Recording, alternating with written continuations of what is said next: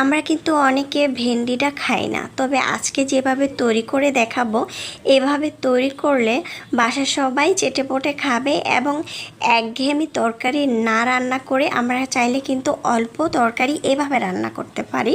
Hello friends, আসসালামু আলাইকুম।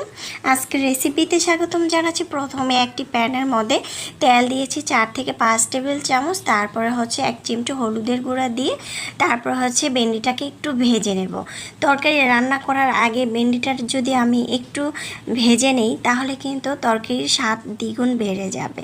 তারপর হচ্ছে এই তো দেখতে পাচ্ছেন কালারটা কিন্তু চেঞ্জ হয়ে আসছে। এরপর যে কিন্তু লবণ দেওয়ার চেষ্টা করবেন না, তাহলে কিন্তু নরম বেশি হয়ে যাবে। এখন আমি এটা সাইড করে আলু দিব। আমি এখানে 2টি আলু ছোট ছোট করে কেটে নিয়েছি। আলুটাকে সেম আমি একটু ভেজে নেব।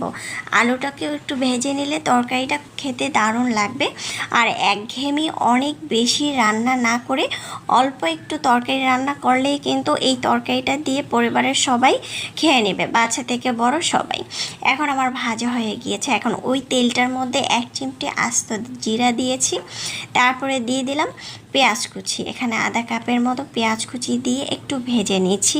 এখানে আদা বাটা আর রসুন বাটা হাফ চামচ করে দিয়েছি, আর একটি তেজপাতা দিয়েছি। এখন আমি খুব ভালো করে একটু ভেজে নিয়েছি। ভাজার পর আমি এখানে দিয়ে দিচ্ছি কিছু গুঁড়া মশলা। মরিচের গুঁড়া দিয়েছি 1 টেবিল চামচ, ধনিয়ার গুঁড়া দিয়েছি 1 টেবিল চামচ, জিরার গুঁড়া 1 টেবিল চামচ, তারপর হচ্ছে হলুদের গুঁড়া দিয়েছি হাফ চামচ, পরিমাণ মতো লবণ দিয়ে দিলাম। এখন একটু পরিমাণ পানি দিয়ে মশলাটাকে খুব ভালো করে কষিয়ে নিয়েছি। মশলা যত কষাবেন তরকারিটা খেতে তত বেশি ভালো লাগবে। এখন কিছুটা আস্ত কাঁচামরিচ দিয়ে দিলাম। এই তো মশলাটা কিন্তু খুব ভালো করে কষানো হয়ে গিয়েছে।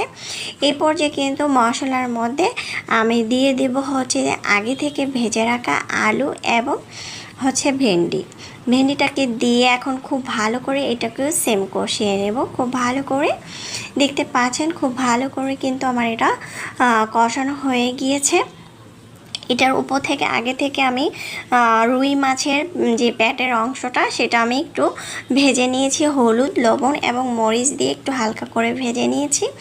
ভাজার পরে আমি দিয়ে দিলাম পানি। আমি এখানে প্রায় 1.5 কাপের মতো পানি দিয়েছি। যেহেতু আমি আলু ভেন্ডি এগুলো ভেজে নিয়েছি তাই পানির পরিমাণটা কিন্তু কম লাগবে।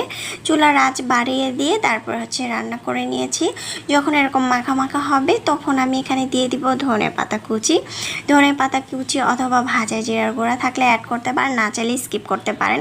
কারণ আমি যখন এটা পেঁয়াজ কুচি দিয়েছি তখন তেলের মধ্যে আস্ত জিরা দিয়েছি, তখন ওই আস্ত জিরাটা দেওয়ার কারণেই কিন্তু তরকারিটা ফ্লেভার দ্বিগুণ বেড়ে গিয়েছে।